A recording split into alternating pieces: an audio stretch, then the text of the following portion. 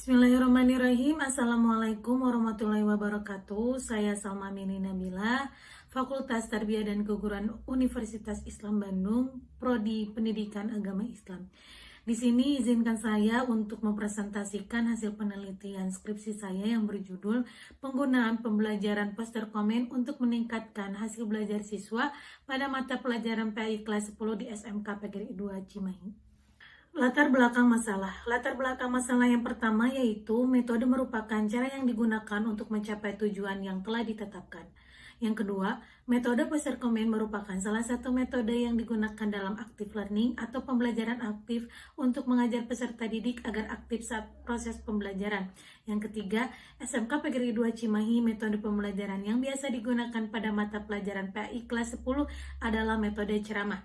Dengan demikian, fokus penelitian ini mengenai proses pembelajaran PAI menggunakan metode poster comment agar dapat menarik siswa untuk belajar aktif dalam proses pembelajaran.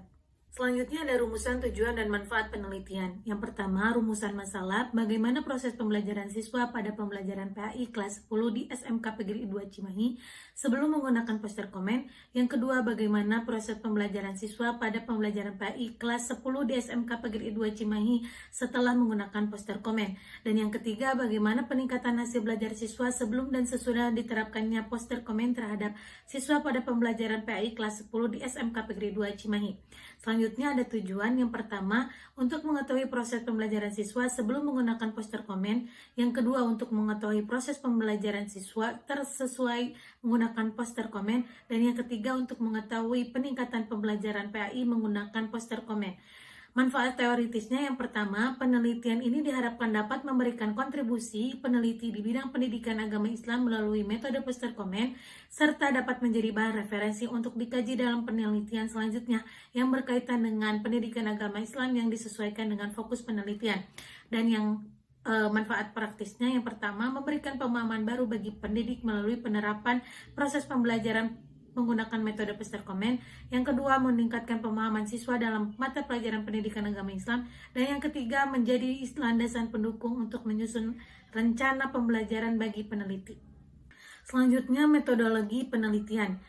Jenis penelitian yang digunakan adalah penelitian kuantitatif dengan pendekatan eksperimen. Yang kedua, desain penelitian. Desain penelitian ini adalah non-equivalent control group design, atau desain ini hampir sama dengan pretest post-test control group design. Hanya pada desain ini kelompok eksperimen maupun kelompok kontrol tidak dipilih secara random. Yang ketiga, jenis data. Jenis data yang digunakan adalah data nominal, di mana data ini mempunyai arti sebagai label saja dan tidak menunjukkan tingkatan apapun. Metode penelitian selanjutnya yaitu teknik pengumpulan data. Teknik pengumpulan data yang pertama adalah wawancara, yang kedua adalah tes, dan yang ketiga studi dokumentasi. Selanjutnya sumber data, ada data primer dan ada data sekunder. Selanjutnya populasi dan sampel. Populasi sejumlah 130 siswa dan terbagi menjadi 4 kelas, sedangkan sampel terbagi menjadi 2 kelas dengan jumlah siswa sebanyak 65 orang. Lokasi penelitiannya di SMK PGRI 2 Cimahi. Metodologi penelitian selanjutnya adalah hasil akhir pretest kelas kontrol dan kelas eksperimen. Diketahui bahwa siswa kelas eksperimen yang tergolong dalam kategori belum tuntas sebanyak 24 siswa, sedangkan kategori tuntas sebanyak 9 siswa. Lalu siswa kelas kontrol yang tergolong pada kategori belum tuntas sebanyak 20 siswa dan kategori tuntas sebanyak 12 siswa. Hasil akhir post-test kelas kontrol dan eksperimen diketahui bahwa siswa kelas eksperimen yang tergolong dalam kategori tuntas sebanyak 26 siswa, sedangkan kategori belum tuntas sebanyak 7 siswa. Lalu siswa kelas kontrol yang tergolong pada kategori tuntas sebanyak 9 siswa dan kategori belum tuntas sebanyak 23 siswa. Metodologi penelitian yang terakhir yaitu peningkatan hasil belajar siswa setelah mengikuti pembelajaran poster komen. Berdasarkan hasil yang diperoleh dari post-test, terdapat peningkatan hasil belajar pada siswa.